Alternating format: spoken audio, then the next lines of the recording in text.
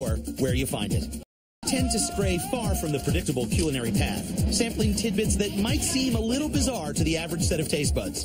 Tonight, pig and chicken feet souse, the perfect partners for a steaming bowl of cow skin soup. It's kind of like the Super Bowl of food. You chew it, it just springs right back up.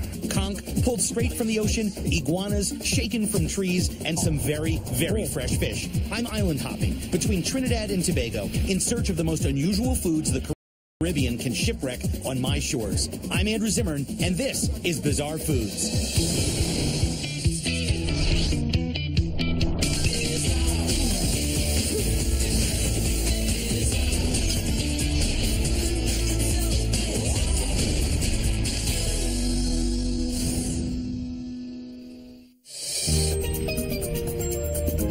It's a vacation paradise with a little bit of something for everyone. Crystal clear water lapping softly onto sandy shores.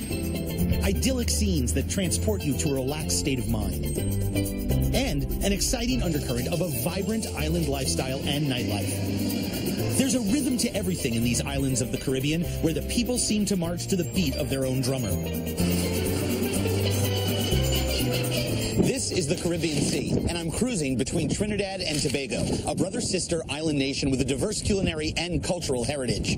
The Africans, the Creoles, the Chinese, the Indians, the Spanish, the French, they've all left their mark here on these islands. But it's also the natural and indigenous foods that I'm most interested in. Supposedly, if it swims, slithers, or scampers, you could eat it here on Trinidad and Tobago. The Republic of Trinidad and Tobago is in the southern Caribbean, just 7 miles off the coast of Venezuela.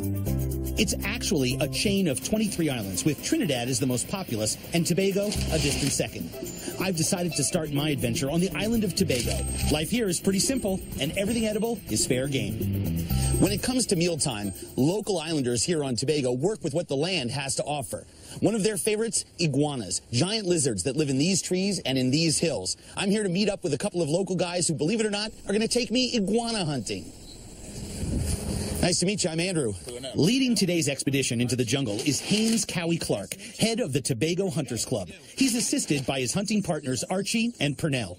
And is this something that's traditional on the island here? Yes, it is. Yeah, hunting iguanas yeah, it's a traditional thing. Yeah. All right. Well, I've had enough shade. Let's get out of here. Apparently, it takes a village to track down these speedy critters. I feel like Robin Hood. Every 100 yards, we meet a new guy to join our merry band of iguana hunters. The green iguana is native to these islands, and because of its excellent senses of sight, sound, and smell, it's very difficult to capture. It's often found resting in the sun, high up in the trees, where it feeds on the leaves. Basically, you get an iguana trapped in a tree, and then everybody spreads out all around the tree, sort of flush him one way or the other, spook him if he sees you, and then the guys with the guns take him down. We might have to climb this tree to get it down, because it's in the middle. I'll do the climbing. Oh, good.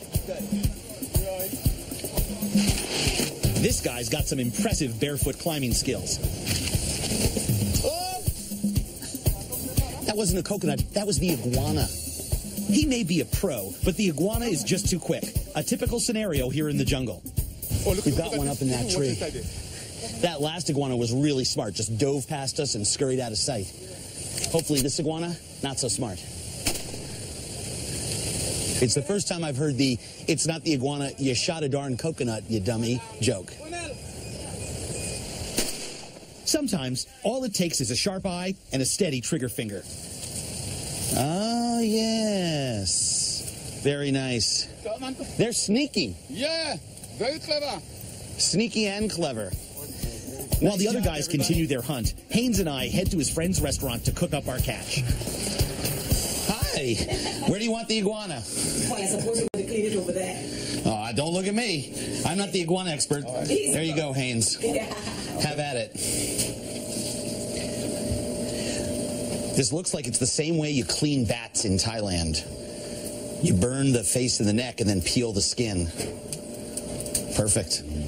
Once the skin is completely singed, Haynes scrapes off the scales. There isn't too much meat on an iguana, but what is there is very lean once you get to it. Marsha's going to kill you. She just spent all morning cleaning this thing. So where's the best meat on the iguana? The tail or the legs? The chest. The chest. Haynes is a cook after my own heart, leaving both skin and bone on the iguana parts, since that's where most of the flavor is. He then goes to work on his homemade curry sauce. What's in there? Onions and garlic and thymes and peppers. While the iguana curry simmers for about 15 minutes, Haynes makes some simple flat flour dumplings. Curry and dumplings is a